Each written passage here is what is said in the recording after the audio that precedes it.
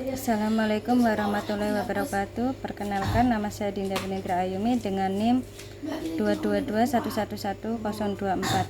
Saya di sini akan menjelaskan sosiologi hukum.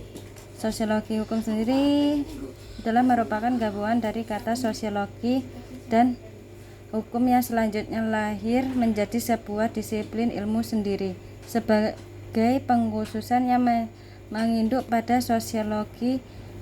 Namun, kalangan ahli hukum seperti Appledon memandang sosiologi hukum sebagai salah satu cabang dari ilmu hukum. Sosiologi hukum diperlukan dan bukan merupakan penamaan baru lagi suatu ilmu pengetahuan yang telah lama ada. Memang baik hukum maupun sosiologi hukum mempunyai pusat perhatian yang sama, yaitu hukum. Akan tetapi keduanya mempunyai sudut pandang yang berbeda. Satjipto Raharjo mendefinisikan sosiologi hukum sebagai ilmu yang mempelajari fenomena hukum. Dari sisinya tersebut di bawah ini disampaikan beberapa karakteristik dari studi hukum secara sosiologi. Sosiologi hukum bertujuan untuk memberikan penjelasan mengenai praktik-praktik hukum baik oleh para penegak hukum maupun masyarakat. Apalagi praktik-praktik tersebut dibedakan ke dalam pembuatan peraturan perundang-undangan, penerapan dan pengadilan, maka sosiologi hukum juga mempelajari bagaimana praktik yang terjadi pada masing-masing kegiatan hukum tersebut. Sosiologi hukum berusaha menjelaskan mengapa praktik yang demikian itu terjadi, sebabnya, faktor apa yang mempengaruhi latar belakangnya, dan sebagainya.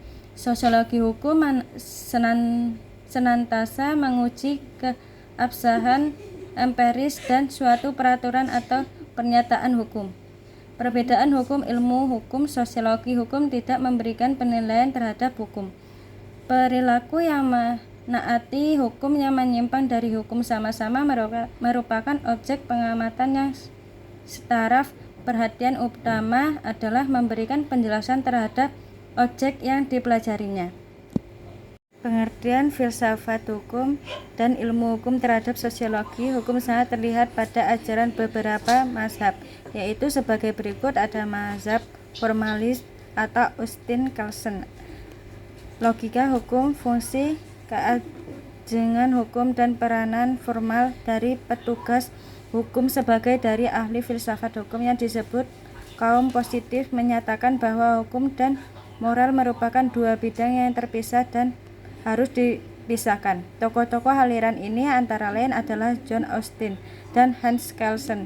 John Austin mengatakan bahwa hukum merupakan perintah dari mereka yang memegang kekuasaan tertinggi atau pemegang kedaulatan. Perintah ini adalah untuk makhluk yang berpikir dan oleh makhluk yang berpikir. Hukum ini tidak didasarkan pada nilai baik atau buruk, tetapi harus berdasarkan kekuasaan penguasaan. Austin menganggap hukum sebagai suatu sistem yang logis, tetap, dan bersifat tertutup. Oleh karena itulah, ajarannya bernama Analytical Jurisprudence. Austin membagi hukum atas hukum Tuhan dan hukum yang dibuat manusia. Hukum yang dibuat manusia dibedakan atas hukum yang sebenarnya dan hukum yang tidak sebenarnya. Hukum yang sebenarnya dibuat oleh penguasa dan individu yang mengandung unsur perintah, saksi, kewajiban, dan kedaulatan. Hukum yang tidak sebenarnya dibuat oleh perkumpulan atau badan-badan tertentu. Hans Kelsen terkenal dengan teori murni tentang hukum atau pure theory of law. Artinya hukum berdiri sendiri terlepas dari aspek-aspek kemasyarakatan yang lain. Kelsen bermaksud untuk menunjukkan bagaimana hukum yang sebenarnya tanpa memberikan penilaian apakah hukum itu adil atau kurang adil.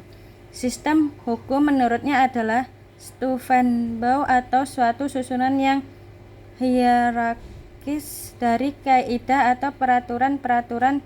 Di puncak Stufenbau terdapat Grundnorm yang merupakan kaidah dasar dari ketertiban tata hukum nasional.